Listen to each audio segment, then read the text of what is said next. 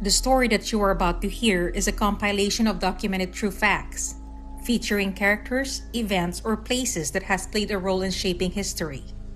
Please sit back and listen as I recite this narrative for you.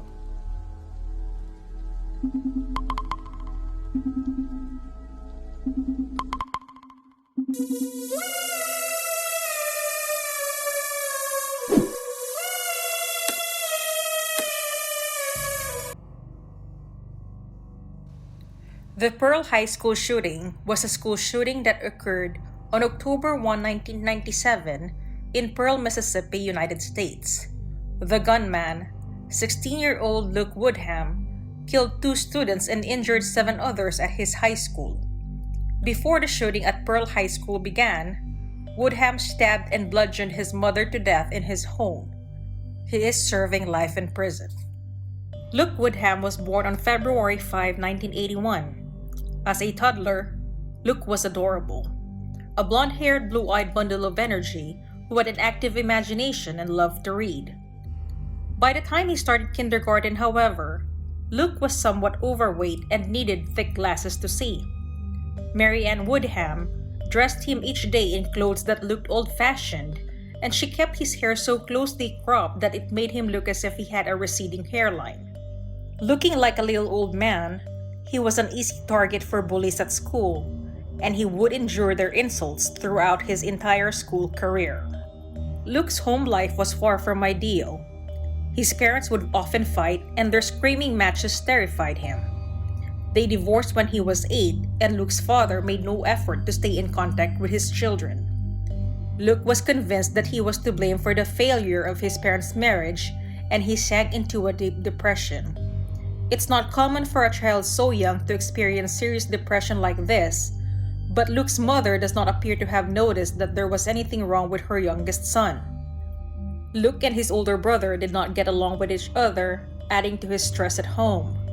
His brother was 7 years old when Luke was born and was hostile toward him from the beginning, physically abusing Luke whenever their parents weren't looking. As he got older, his willingness to help out around the house diminished. He claimed that he felt suffocated by his mother, whom he described as being verbally abusive and constantly micromanaging all aspects of his life. Even after he reached his teenage years, Mary Ann continued to control the food he ate, the clothes he wore, and his hairstyle. School continued to be an unhappy place for Luke. Because he was overweight, other students constantly made fun of him and frequently beat him up. If he tried to stand up for himself, the treatment got worse. After numerous occasions where his lunch was stolen and crushed by bullies, Luke eventually stopped making eye contact, choosing instead to shuffle through the hallways alone. At home, he would shut himself in his bedroom where he could temporarily escape by reading or playing guitar. When Luke was 15, he began dating Christina Menefee. Despite the fact that her friends, as well as almost everyone at school, tried to dissuade Christy from hanging out with Luke, she felt sorry for him. She encouraged Luke to grow his hair out, a change from the old-fashioned haircut his mother preferred, and his school picture that year shows a boy who bears little resemblance to the one who would be seen all over television the following year.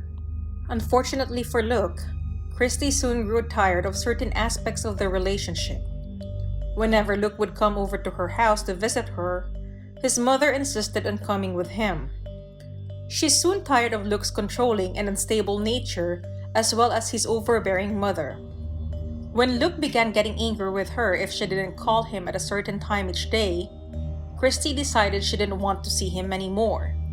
She told Luke of her decision on October 1, 1996. She tried to let him down easy, telling him that they could remain friends, but Luke was inconsolable. The relationship had only lasted for about a month, and Luke blamed his mother for the breakup. In his journal, Luke wrote a statement swearing that he would never again allow himself to be hurt by a woman. He signed it in his own blood. Not long after his breakup with Christy, Luke got a part-time job at Domino's Pizza. It got him out of the house and away from his mother, and also helped him to make some new friends. A co-worker, Donnie Brooks, introduced Luke to a group of teenage boys who often got together for role-playing games, and soon, Luke was considered one of them. Although the group tended to do fairly well in school and were seen as being quite religious, they dabbled in Satanism and idolized Hitler. Luke grew especially close to Grant Boyette, the unofficial leader of the group. Grant had come up with the name The Croth for the group, and it consisted of about a half a dozen teenage boys. The group considered themselves societal misfits, always beaten, always hated. Members of the gang were all intellectuals who reportedly took part in animal sacrifices, were fond of the writings of the German philosopher Friedrich Nietzsche and the occult, and also held an intense fascination for Adolf Hitler. Grant's parents were the founding members of a local Baptist church, and he had carefully cultivated a persona of a pious, God-fearing Christian. In reality, he believed in Satanism and witchcraft and convinced Luke that he could cast spells on people. In December 1996, Grant gave Luke a piece of paper that had a pentagram on it. He told him to use it by meditating in a dark room while kneeling down with the paper pressed against his forehead whenever he needed anything. Luke took the paper but didn't think much of it. The following month, Luke attempted to use the paper as a way of getting revenge against a boy named Danny who often bullied him. Nothing happened to Danny, but one of Danny's friends was hit by a car and killed, and Luke was convinced he had caused the car to hit him. This event marked a turning point for Luke. In the past, he had simply seen the occult as a mere curiosity, but he now believed in it wholeheartedly and saw Grant as a godlike figure. He began spending all his time with Grant, but it wasn't a healthy friendship. Luke had always been violent, and Grant seemed to bring out the worst in him. Together, the pair tortured and killed Luke's dog, a small Shih Tzu named Sparkle. Before leaving for school on October 1, 1997, a year after Christina broke up with him, 16-year-old Luke Woodham stabbed his mother, 50-year-old Mary Woodham, with a butcher knife.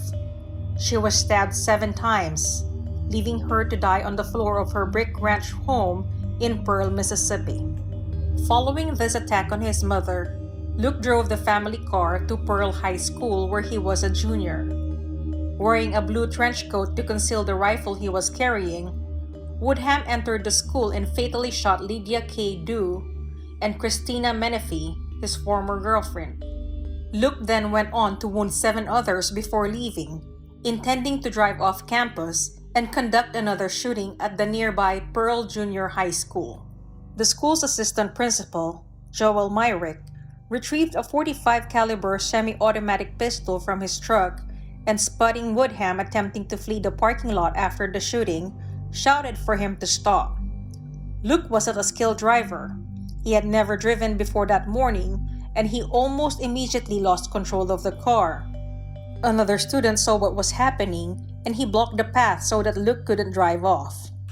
Myrick yanked him out of the car and immobilized him on the ground until police got there. His only explanation for the bloodshed was that, "The world has wronged me." Within a week of the killings, authorities in Pearl uncovered a gang of teenage nerds who might be implicated in Luke's deadly school rampage. On October 8, 1997, Grant Boyette, Delbert Shaw, Donald Brooks, Wesley Brownell, Danielle Thompson, and Justin Sledge were arrested in suspicion of conspiring with Woodham to commit the shooting. During his trial, Woodham claimed to have gotten ideas of committing the murders by being involved with a satanic cult. Woodham admitted to being a Satanist and claimed that his friend Grant Boyette invited Woodham to join a satanic group known as the Croth. He claimed that Boyette told him that he had potential to do something great. Woodham said that Boyette promised him that he could get his ex-girlfriend back through black magic. Investigators believe that the small group of teens plotted an elaborate assault on their high school, and Luke was chosen as the assassin. The indictment against the 16th alleges that Boyette and Sledge met several times with Woodham to convince him that murder was a viable means of accomplishing the purposes and goals of the shared belief system. One of the arrested, Donald Brooks, 17 years old, was accused of conspiring to murder his father last spring, and a second boy, Grant Boyette, 18 years old, was charged with conspiring with him. Brooks' father survived the plot and said he stood by his son. Pearl Mayor Jamie Foster said police had uncovered information accusing Woodham of targeting his 17-year-old son Kyle for the shock value of killing the son of a prominent local person. The extent of Woodham's alienation was revealed through his writings released at a preliminary hearing for Grant Boyette, the alleged ringleader. In the text, Woodham, dubbed Satan's hitman, described how he and an accomplice bit his dog, Sparkle, then set it on fire and threw it in a pond. "I'll never forget the sound of her breaking under my might. I hit her so hard I knocked the fur off her neck. It was true beauty," he wrote. Boyette was charged with being the mastermind in Luke's high school shooting spree. Investigators portrayed Boyette, whom fellow Satanists called Father, plotted to take over the school and kill students and parents. According to authorities, Grant lived by the motto, "We cannot move forward until all of our enemies are gone." Friends said he had changed in recent years and admitted praying to Satan for money, for power, for influence, and once said people would regret underestimating him and picking on him. The charges against Shaw, Brooks, and Brownell were dropped by Judge Robert Goza at the request of District Attorney John Kitchens, who said Mississippi's conspiracy law would make proving the accusation difficult. The case of Daniel Thompson was transferred to youth court because he was 15 years old at that time. Grant Boyette and Justin Sledge still faced 2 counts each of being an accessory to commit murder. Boyette was convicted and sentenced to the Mississippi State Penitentiary at Parchman Boot Camp for 6 months and 5 years of supervised probation. There were separate trials for the murder of Woodham's mother and the school shooting. Woodham's lawyer argued at both trials that Woodham was insane at the time of the killings. Jurors rejected Woodham's insanity defense at his first trial for the murder of his mother, and he was sentenced to life in prison on June 5, 1998.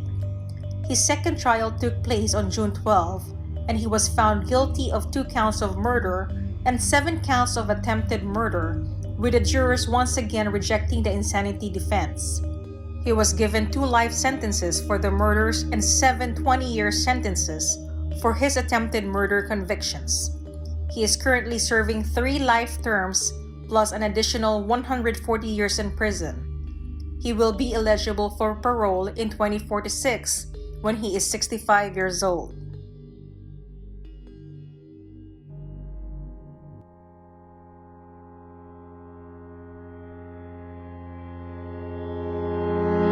Hey everyone! I just wanted to express how grateful I am that you took the time to listen to my narration. Hopefully you enjoyed it. I am Twisted Mind and please enjoy the rest of your day. Salamat!